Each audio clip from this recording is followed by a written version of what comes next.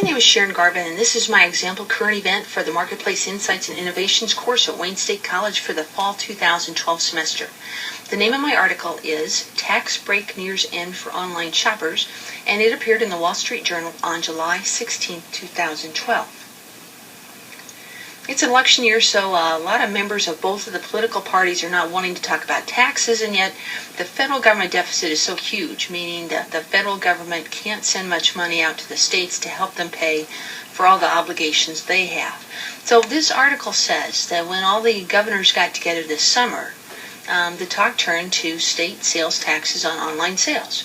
Both Republican and Democratic governors now support federal legislation requiring states sales tax collection in more circumstances. Republicans usually don't like to raise taxes, but times are tough, and states need some way of coming up with the money that they need to meet all these obligations. Most of the time, people don't pay sales taxes on online sales because the business that you're purchasing from is physically located in one of the other 49 states from where you are. They're not in your particular state, so they don't have to collect state sales taxes for, let's say, the state of Nebraska. And that legal precedent was determined in a 1992 Supreme Court case. Since then, we've had a huge increase in online sales in this country. Back then, online sales were low. Somehow now it just doesn't seem fair that real brick stores in real communities have this competitive disadvantage because they have to compete against online retailers who save customers money just because they don't charge a sales tax. So the law is being interpreted in new ways, and new legislation might be passed to allow this type of sales tax collection. There's a lot of pressure now to get this legislation passed. This article uses Amazon.com as an example. See here the 6 states that currently collect state sales taxes from Amazon. Most of the populous states that we have in the United States are missing. New York's pretty big, but a lot of the other ones are missing. The addition of California this fall will have a huge significance for them. And California always seems to be near bankruptcy. The state of Nebraska right now at the government level is in pretty good shape financially, so there's probably less pressure here in Nebraska to push for passage of this type of legislation. Let's look at some government figures. I got these off the U.S. Census site. These relate to 2009. They're the most recent figures that the federal government has for release to us. Note that with the merchandise, roughly about 48% of online sales or 48% of total sales of merchandise are happening online.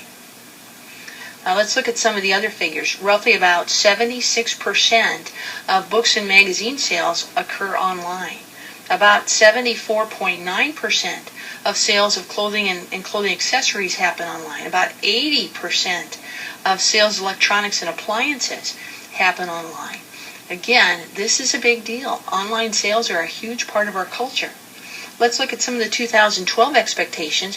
This comes from a site called InternetRetailer.com. And for 2012, they're expecting roughly about $41 million worth of online sales in the area of apparel and accessories, about $20 billion in online sales for books, music, and videos, and about $49 million spent for online sales of consumer electronics. Again, a huge part of today's society.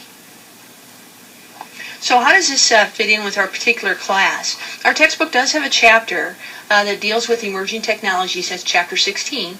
And when we get to this class chapter, our syllabus says we're going to be considering how to use e-commerce and information systems for competitive advantage. Even though people who buy online have to pay shipping and handling charges and they have to wait for their purchases to be delivered, most people still consider the lack of sales taxes in online sales to be a competitive advantage for online retailers, and that could disappear in the future. That's worthy of discussion in our class. So in conclusion, realize that it won't take much effort for these internet retailers to set up their systems to start charging and collecting the sales income taxes. Number 2, the additional income would really help these cash-strapped state governments in the tough economic times. Number 3, real businesses with real brick-and-mortar stores that exist in our communities would feel that things are a little bit more fair as far as competition is concerned. A lot of times people have been going into the stores, picking out what they want, and then going home and purchasing them online. So all the sales assistance that the real stores gave to them were not rewarded by the consumers buying things from them. Number 4, will the consumers be upset that maybe they're having to pay sales taxes when they didn't before? Perhaps, but it seems to a lot of people that raising taxes in this way would probably be seen as less painful than other current options. This is the end of my screencast.